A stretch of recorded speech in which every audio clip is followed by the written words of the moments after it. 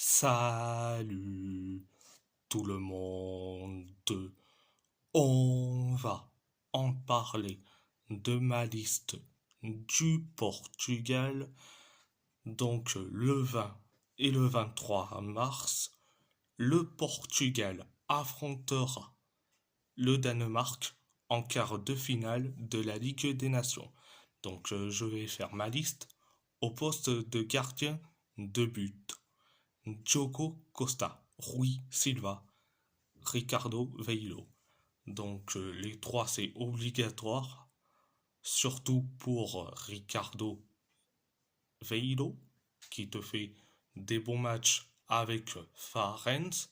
Donc au poste de latéraux, latéral gauche, latéral droit, Nuno Mendes, Francisco Moura, Diogo Dalot, Nelson Semedo. Donc, c'est obligatoire qu'ils sont convoqués, surtout Francisco Moura.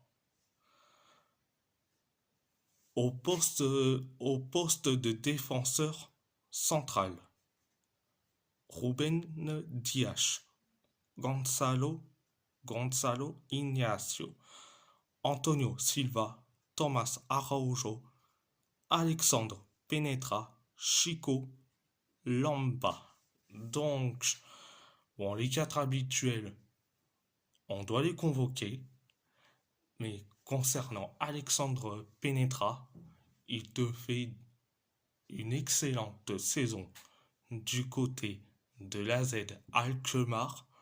Et Chico Lamba, il te fait une bonne saison du côté de Arouca. Donc, au poste de milieu, Vitinha, Gedson Fernandes, Joao Neves, Thomas Handel, Bruno Fernandes, Gustavo Sa. Donc, les trois habituels, donc, c'est logique, mais Gedson Fernandes, Thomas Handel et Gustavo Sa doivent être convoqués et c'est obligatoire. Vu que Gedson Fernandes fait une excellente saison du côté de Besiktas, Thomas Handel du côté de Guimarães et Gustavo Sa du côté de Famalicão.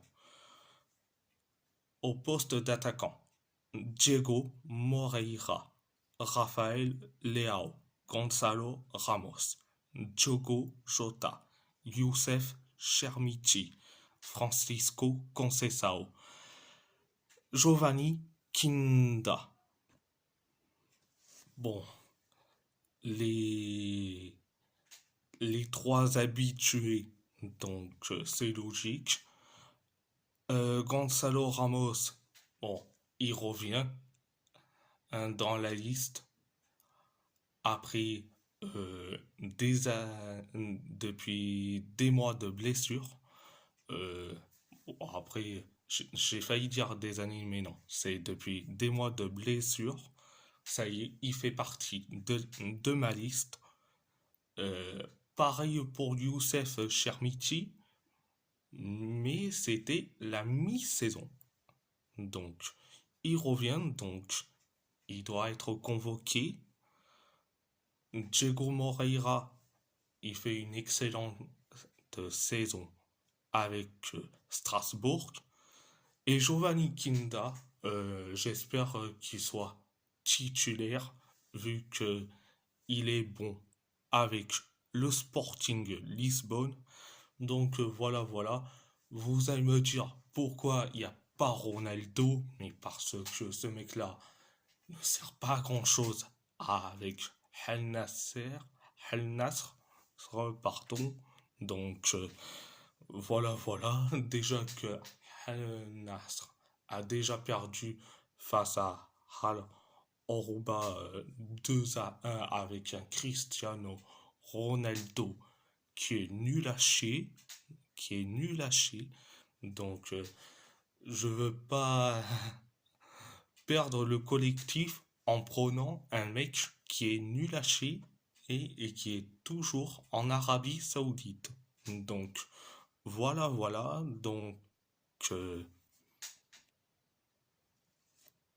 à part ça, c'est tout.